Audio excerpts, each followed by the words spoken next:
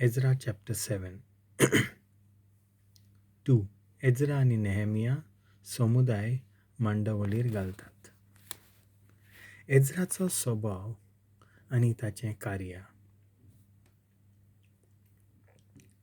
ह्या घडण्या उपरांत आर्ताशेर्शेसा पेर्सियेच्या राजाच्या काळार एज्रा, सेरायाचो पूत, आजारियाचो पूत, हिल्कियाचो पूत, शालुमाचो पूत, जारोकाचो पूत, आहितुबाचो पूत, आमारियाचो पूत, आजारियाचो पूत, मेरायोथाचो पूत, जेराहियाहाचो पूत, उजीचो पूत, बुकीचो पूत, अबिशुआचो पूत, फिनेहासाचो पूत, एलियाजाराचो पूत, परोम याज्ञिका आरोनाचो पूत हो एज्रा.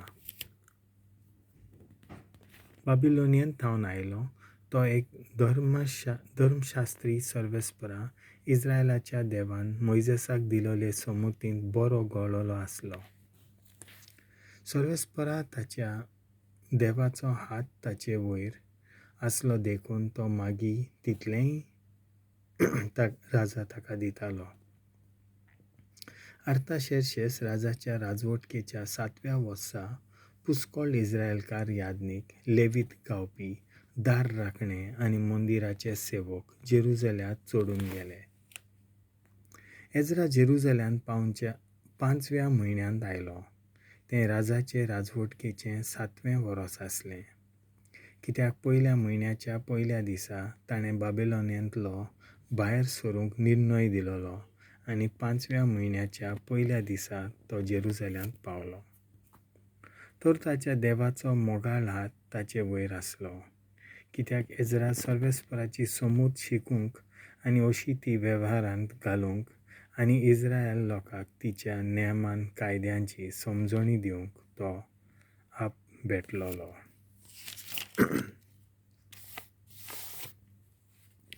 आर्ताशेर्शेसाचो हुकूम. एज्राक याज्ञिका धर्मशास्त्र्याक सर्वेस्पराच्या इस्रायल लोकांक लागू जातोल्या नेमा कायद्यांचो आर्ताशेर्शेस राजान दिलोल्या लेखपत्राचें हें वाक्य. राजांचो राजा आर्ताशेर्शेस एज्राक सर्गींच्या देवाचे समृद्धीच्या शास्त्र्याक नमस्कार. हे आसात म्हजे नेम.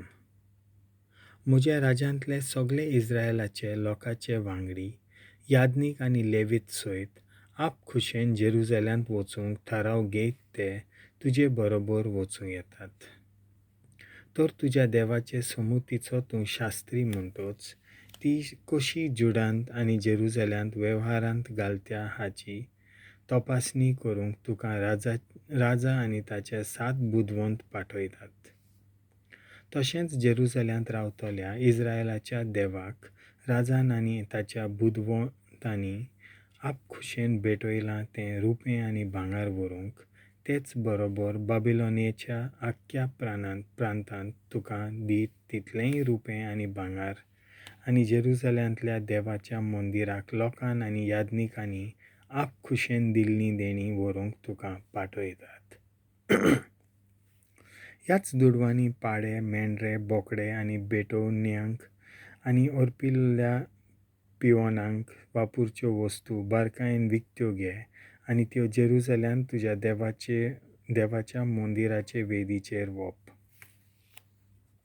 उरलोलें भांगार आनी रुपें तुज्या देवाचे खुशे प्रमाणें तुका आनी तुज्या भावांक सारकें दिसता तशें करच्यात. तुज्या देवाच्या मंदिराचे सेवेक तुका दिल्ल्यो वस्तू जेरुजल्यांत देवा फुड्यान दवर आनी आनीकूय कितें तुज्या देवाच्या मंदिराक गरजेचें आनी तुका कायद्याचें दिसता तें राज कोशांतलें पुरवण कर. हांव राजा आर्ताशेर्शेस युफ्रेतेसा पलतडच्या प्रांतांच्या बांद्याऱ्यांक ह्यो आज्ञा दितां. सर्गींच्या देवाचे समृद्धीचो चिटणीस याज्ञीक एज्रा तुमचे कडेन कितेंय मागीत तें ताका तें बारकायेन पाळचें. रुपयाचे 100 तालेंत पर्यान, गंवाचे 100 कोर पर्यान, सोऱ्याचे 100 बात पर्यान, तेलाचे 100 बात पर्यान आनी मीठ मेर नासतना सर्गींच्या देवाच्या मंदिरा खातीर सर्गींचो देव जें सगळें कितें मागता तितलेंय फिकिरीन दिवंक जाय, ना तर देवाच्या रागाचें फारीकपण राजाचेर आनी ताच्या पुतांचेर येवचें ना. तुका हेंय कळीत कोत्ता की यादनिकांचेर, लेवितांचेर, गावप्यांचेर, दार राखण्यांचेर, देव मंदिराच्या गुलामांचेर आनी हेरां सेवकांचेर दोंड खोर पट्टी घालूंक मना केलां. आनी तूं एजरा तुज्या देवान तुका दिल्ले जाणवाये वरवीं युफ्रेटीस पोलतोडच्या सगळ्या लोकांक न्याय करचे खातीर धर्मशास्त्री आनी नितीदार निमियार मुणगे तुज्या देवाची समूत वळखतात तांकां आनी ती वळखनान तांकां तूं ती शिकय. आनी कोणूय तुज्या देवाची समूत आनी राजाची समूत पाळिना ताका शिक्षा सुटसुटीत दिवची, मरण, भायरावप, दोंड वो भोंडखण. बाबिलोनिया थावन पॅलेस्तिनाक एजराची यात्रा. सर्वेस्परा आमच्या पुर्वजांच्या देवाक वाखाणणी. जेरुजल्यांत सर्वेस्परा आमच्या पुर्वजांच्या देवाक वाखाणणी.